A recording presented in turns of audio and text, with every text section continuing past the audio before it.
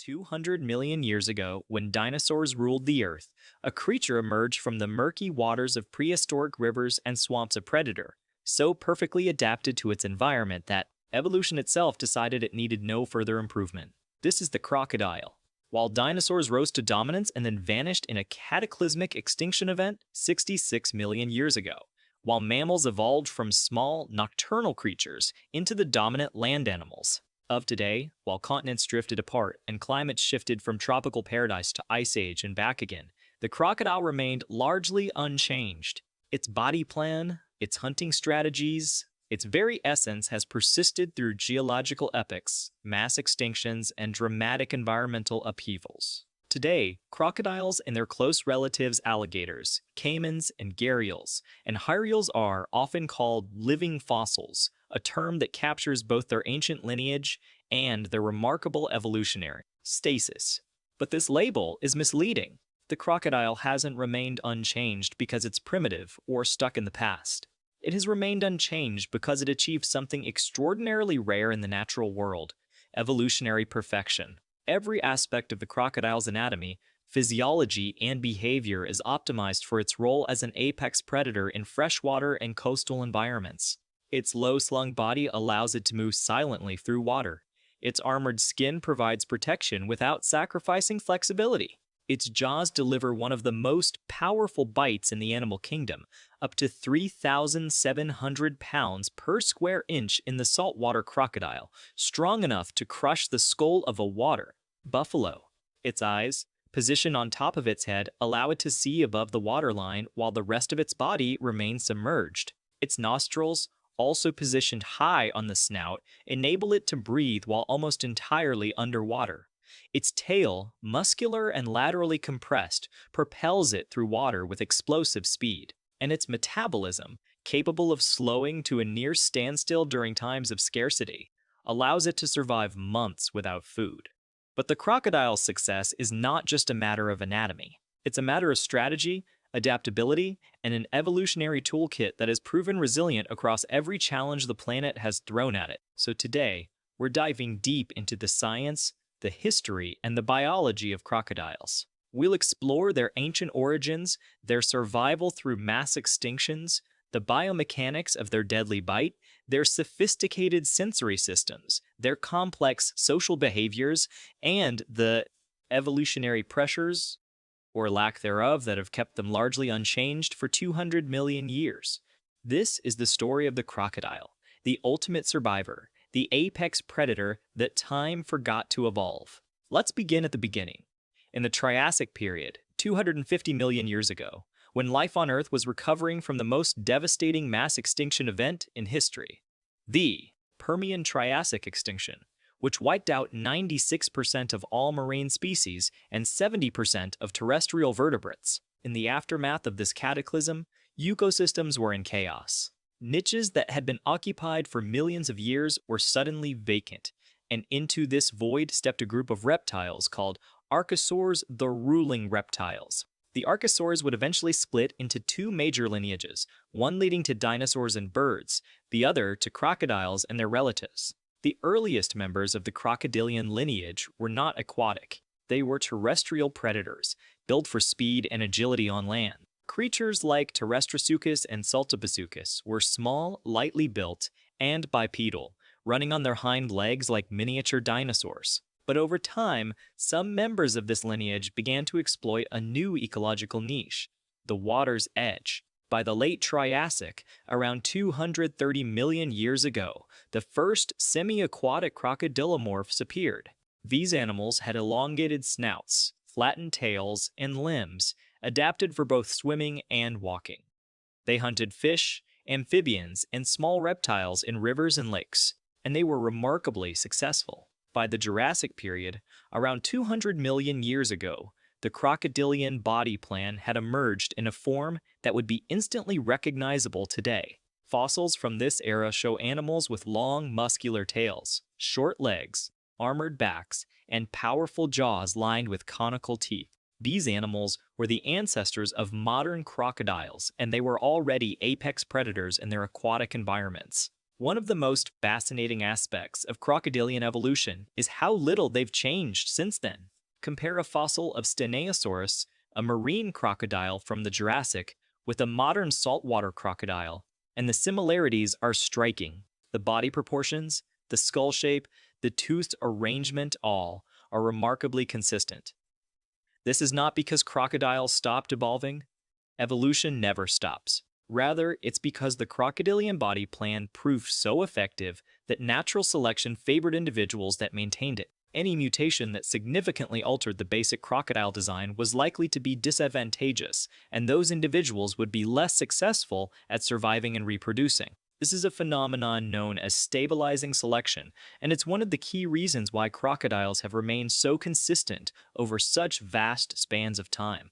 But the crocodile's evolutionary stability is not just about body plan. It's also about ecological niche. Crocodiles occupy a very specific role in their ecosystems. They are ambush predators in aquatic environments, relying on stealth, patience, and explosive bursts of speed to capture prey. This niche has remained relatively stable for hundreds of millions of years. Rivers and lakes have always existed. Fish, amphibians, reptiles, and mammals have always come to the water to drink. And crocodiles have always been there, waiting. Of course, the crocodilian lineage has not been entirely static. Over the past 200 million years, crocodiles have diversified into a wide range of forms, adapted to different environments and lifestyles. Some became fully marine, like Metriorhynchus and Geosaurus, which lost their armor and evolved flippers, swimming in the open ocean alongside ichthyosaurs and plesiosaurs. Others became terrestrial runners, like Pristochampsus, which had long legs and hooved toes, pursuing prey on land like a scaly cheetah. Still others became herbivores, like Simosuchus, a pug-nosed, armored crocodile from Madagascar that fed on plants.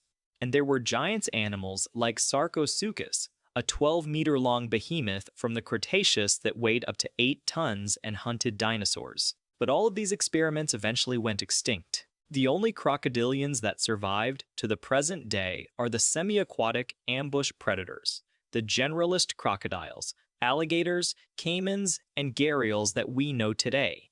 This pattern tells us something important. The crocodilian body plan is not just stable, it's optimal for a specific ecological role, and that role has been consistently available throughout Earth's history. Now let's talk about mass extinctions. Because if you want to understand why crocodiles have survived for so long, you need to understand how they survived the events that killed off almost everything else. The crocodilian lineage has lived through at least 4 major mass extinction events. The Triassic-Jurassic extinction 201 million years ago. The End-Cretaceous extinction 66 million years ago. The Paleocene-Eocene thermal maximum 56 million years ago, and the Pleistocene megafaunal extinctions 11,000 years ago. Each of these events was catastrophic, wiping out significant percentages of life on Earth. And yet, crocodiles survived them all. How? The answer lies in their unique combination of physiological adaptations.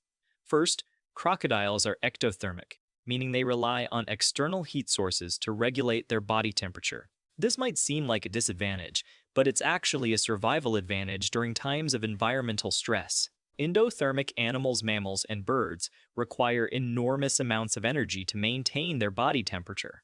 They need to eat constantly. During a mass extinction event, when food becomes scarce, endotherms are at a severe disadvantage. But crocodiles can slow their metabolism dramatically.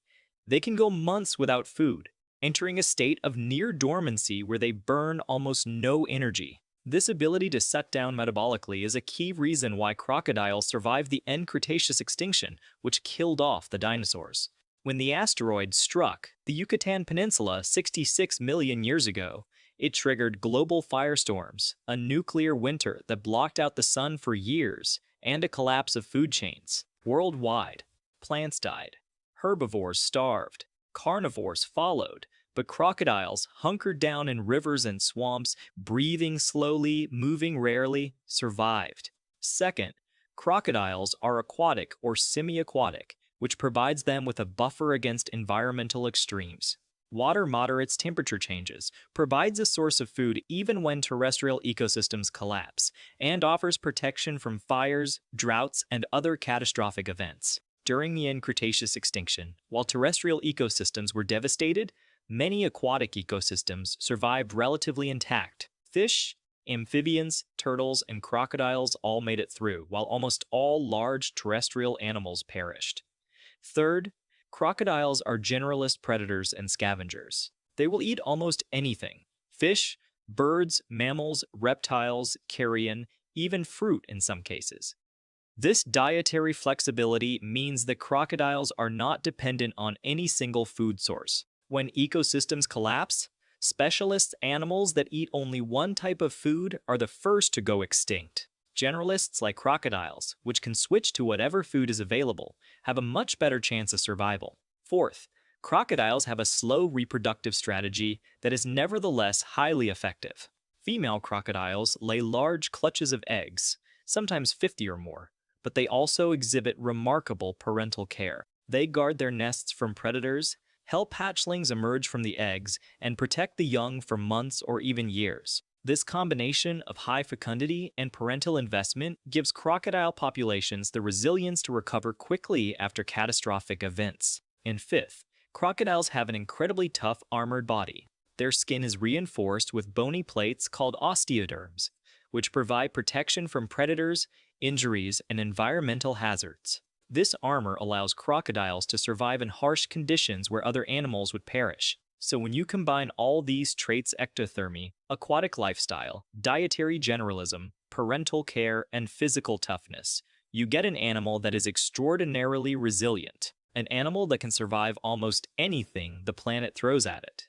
And that's exactly what crocodiles have done, again and again, for 200 million years. Now let's talk about the crocodile's anatomy.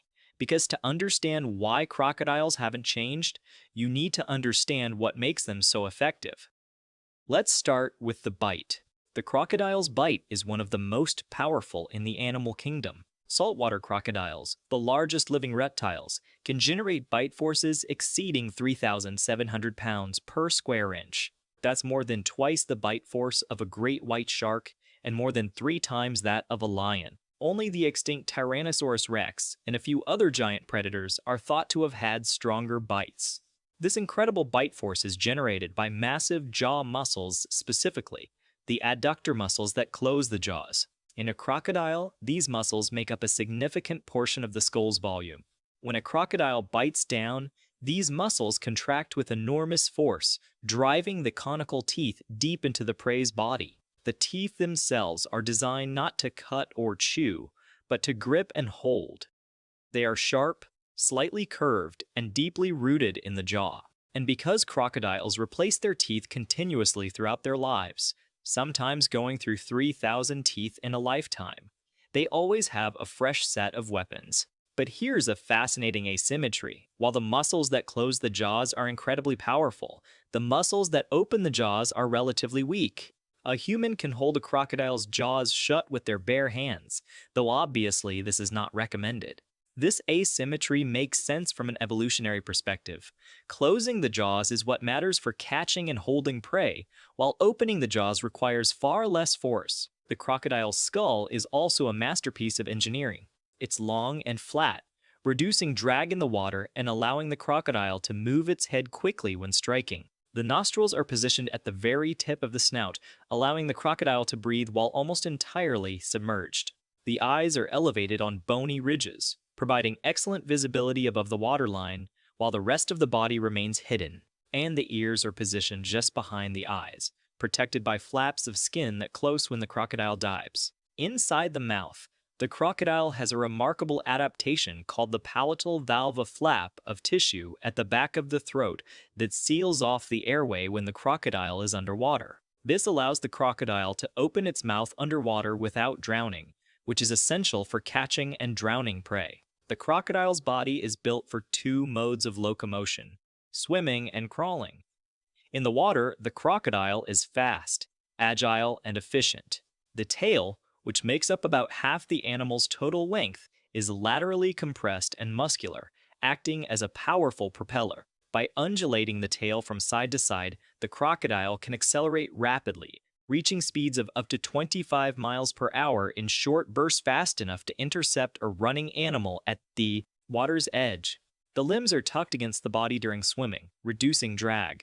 On land, crocodiles are surprisingly capable. They can walk with a sprawling gait, belly dragging on the ground, or in some species execute a high walk, where the legs are positioned more directly under the body, lifting the belly off the ground. Some crocodiles, particularly younger individuals, can even gallop, reaching speeds of up to 11 miles per hour over short distances. This is slower than most mammals, but fast enough to be dangerous. The crocodile's skin is another marvel. The dorsal surface is covered with thick, keratinized scales, reinforced underneath by bony osteoderms. These osteoderms are arranged in rows, providing both armor and flexibility. They protect the crocodile from bites, scratches, and blunt force, while still allowing the body to bend and flex. The ventral surface, by contrast, is softer and more flexible, allowing the crocodile to move comfortably on land and in water. The skin also plays a role in thermoregulation. Crocodiles are ectothermic, meaning they rely on external heat sources to regulate their body temperature. They bask in the sun to warm up and retreat to the water or shade to cool down. The dark coloration of the skin helps absorb heat quickly, and the blood vessels just beneath the skin can dilate or constrict to control heat exchange, allowing the crocodile to fine-tune its body temperature. The crocodile's sensory systems are equally impressive. The eyes are adapted for both day and night vision. The pupils are vertical slits that can open wide in low light, maximizing light intake, or close to narrow slits in bright light, protecting the sensitive retina. The retina itself contains a high density of rod cells, which are sensitive to dim light, making crocodiles excellent nocturnal hunters. Behind the retina is a reflective layer called the tapetum lucidum, which reflects light back through the retina, effectively giving the photoreceptors a second chance to detect photons. This is what causes the eerie glow of a crocodile's eyes when you shine a light on them at night.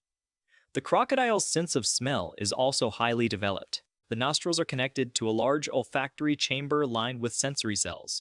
Crocodiles can detect the scent of prey, carrion, or potential mates from great distances. And because they can close their nostrils when submerged, they can still smell when they surface, even if they've been underwater for extended periods. But perhaps the most remarkable sensory system is the one found in the crocodile's skin, the integumentary sense organs, or ISOs. These are tiny, dome-shaped structures scattered across the crocodile's jaws, and in some species, across the entire body. Each ISO contains mechanoreceptors nerve endings that detect pressure, vibration, and water movement. This gives the crocodile an almost supernatural ability to detect prey in murky water. Even in complete darkness, a crocodile can sense the ripples made by a fish swimming nearby or the splash of an animal entering the water meters away. The ISOs are so sensitive that they can detect changes in water pressure equivalent to a single drop falling on the surface. This sensory system is one reason why crocodiles are such effective ambush predators. They don't need to see their prey. They can feel it. Now let's talk about behavior. Because crocodiles are not the mindless, instinct-driven reptiles they're often portrayed to be. Recent research has revealed that crocodiles are far more intelligent, social, and behaviorally complex than previously thought. For one thing, crocodiles exhibit sophisticated hunting strategies.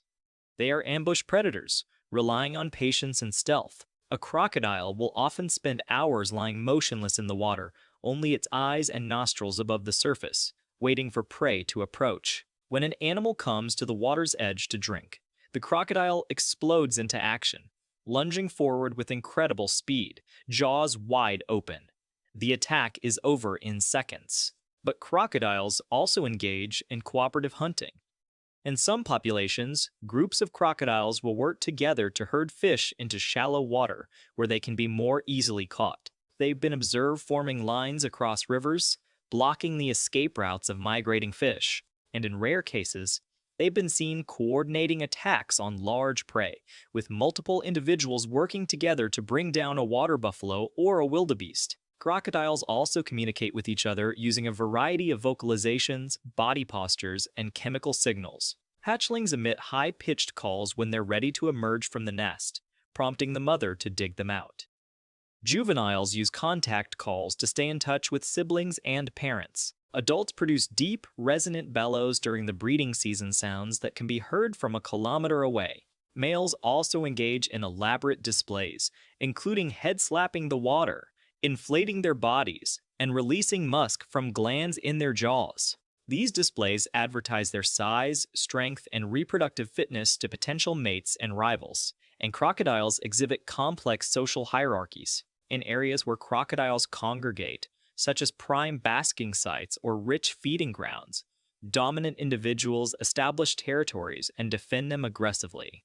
Subordinate individuals are tolerated, but only if they show deference. Social interactions include head-rubbing, jaw-gaping displays, and even what appears to be play behavior in juveniles. Perhaps most surprisingly, crocodiles show evidence of learning and problem-solving. Studies have shown that crocodiles can learn to associate specific sounds with food, they can navigate complex mazes, and they can even use tools placing sticks on their snouts to attract nest-building birds. This level of cognitive complexity is rare in reptiles and suggests that crocodiles are far more intelligent than traditionally assumed. Now let's address the evolutionary question directly. Why haven't crocodiles changed?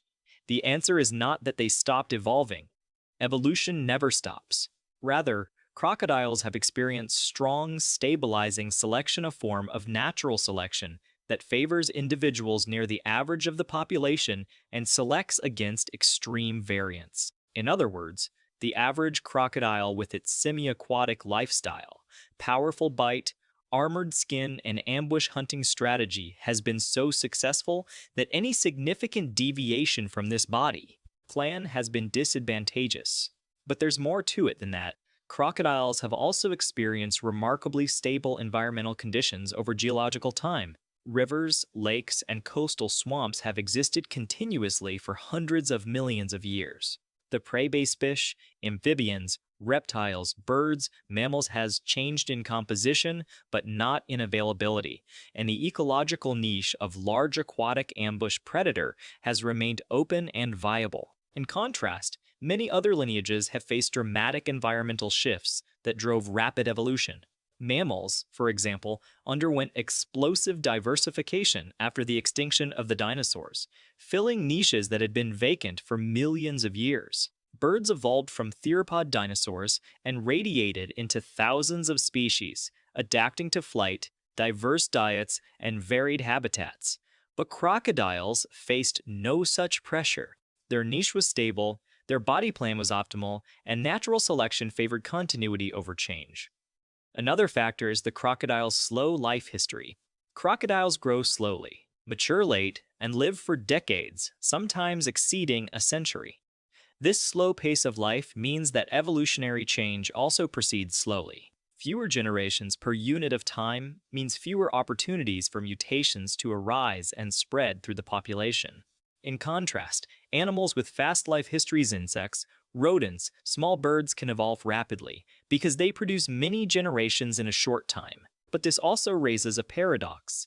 If crocodiles are evolving slowly, how have they managed to adapt to changing environments? The answer is that crocodiles possess a high degree of phenotypic plasticity, the ability to adjust their physiology, behavior, and even morphology in response to environmental conditions without changing their underlying genetics. For example, the sex of crocodile hatchlings is determined not by chromosomes, but by the temperature at which the eggs are incubated.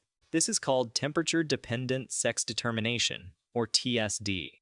Warmer temperatures produce more males, cooler temperatures produce more females. This system allows crocodile populations to adjust their sex ratios in response to local environmental conditions, without requiring genetic change. Crocodiles also exhibit plasticity in growth rates, body size, and diet. In environments with abundant food, crocodiles grow quickly and reach large sizes. In food-scarce environments, they grow slowly and remain smaller. This flexibility allows crocodile populations to persist across a wide range of habitats and conditions. So the crocodile's evolutionary stability is not a sign of stagnation or primitiveness. It's a sign of optimization, resilience, and adaptability. Crocodiles haven't changed because they don't need to. They've already solved the problems of survival in their ecological niche. And they've solved them so well that natural selection has favored maintaining that solution for 200 million years. Now let's talk about the crocodilian family tree, because not all crocodiles are the same. The order Crocodilia contains three major families: Crocodilidae, true crocodiles; Alligatoridae, alligators and caimans; and Gavialidae, gharials. Each family has its own unique adaptations and evolutionary history. True crocodiles, family Crocodilidae, are the most diverse and widespread group. They're found in Africa, Asia, Australia, and the Americas, in habitats ranging from freshwater rivers to coastal mangroves to open ocean. The largest species is the saltwater crocodile, Crocodylus porosus, which can reach lengths of over 20 feet and weights exceeding 2,000 pounds. The smallest is the African dwarf crocodile, Osteolemus tetraspis, which rarely exceeds 5 feet in length. True crocodiles are characterized by their aggressive temperament, broad snouts, and visible fourth tooth when the jaws are closed. The fourth tooth of the lower jaw fits into a notch in the upper jaw, making it visible from the outside. Alligators and caimans, family Alligatoridae, are found in the Americas and eastern China. They tend to have broader, more U-shaped snouts than true crocodiles, and their fourth tooth is hidden when the jaws are closed. Alligators are generally less aggressive than crocodiles, though they're still formidable predators. The American alligator, Alligator mississippiensis, can reach lengths of over 13 feet and is a keystone species in southeastern U.S. wetlands. Caimans are smaller, mostly found in Central and South America, and include species like the spectacled caiman and the black caiman, the latter of which can reach lengths of over 16 feet. Gharials, family Gavialidae, are the most specialized crocodilians. They have extremely long, narrow snouts filled with over 100 sharp, interlocking teeth. This morphology is adapted for catching fish. The narrow snout creates less drag in the water, allowing the gharial to sweep its head sideways rapidly to capture fast-moving prey. Gharials are found only in the Indian subcontinent, primarily in the Ganges, Brahmaputra, and Indus river systems. They are critically endangered, with fewer than 1,000 individuals remaining in the wild. Despite these differences, all crocodilians share the same basic body plan, the same ecological role, and the same evolutionary stability. They are all descendants of that ancestral semi-aquatic predator that emerged 200 million years ago, and they are all testaments to the power of evolutionary optimization. Now let's address some common misconceptions about crocodiles. First, the term living fossil is often misunderstood. It doesn't mean that crocodiles are unchanged at the genetic level. They are continuously evolving at the molecular level, accumulating mutations, adapting to diseases, and responding to environmental pressures. What it means is that their gross morphology, their body plan, has remained stable. Second, crocodiles are not primitive or less evolved than other animals. Evolution does not have a direction or goal. There is no hierarchy of evolutionary progress. Crocodiles are just as evolved as humans, birds, or insects. They've simply evolved to maintain a successful body plan rather than to change it. Third, crocodiles are not slow or stupid. As I've discussed, they are capable of complex behaviors, social interactions, and problem solving. They are patient, strategic hunters, and in their aquatic environments, they are among the most effective predators on the planet. And fourth, crocodiles are not doomed to extinction because they haven't changed. In fact, their evolutionary stability is a strength, not a weakness. It's a testament to the robustness of their design and their ability to survive across a wide range of conditions. That said, crocodiles do face serious threats in the modern world, and not from natural selection, but from human activity. Habitat destruction, pollution, climate change, and hunting have all taken a toll on crocodile populations worldwide. Many species are endangered or critically endangered. The Philippine crocodile, the Siamese crocodile, the Cuban crocodile, and the gharial are all at risk of extinction. But there are also success stories. The American alligator, once hunted to the brink of extinction, has recovered dramatically thanks to conservation efforts and legal protections. Saltwater crocodile populations in Australia have rebounded after decades of protection. And crocodile farming, raising crocodiles for leather and meat, has reduced pressure on wild populations while providing economic incentives for conservation. The key to crocodile conservation is protecting their habitats. Crocodiles need clean water, abundant prey, and safe nesting sites. Wetland destruction, dam construction, and pollution all threaten these requirements. But if we can preserve and restore crocodile habitats, these ancient predators have shown that they are more than capable of surviving and thriving. Now let's talk about the future. What does the future hold for crocodiles?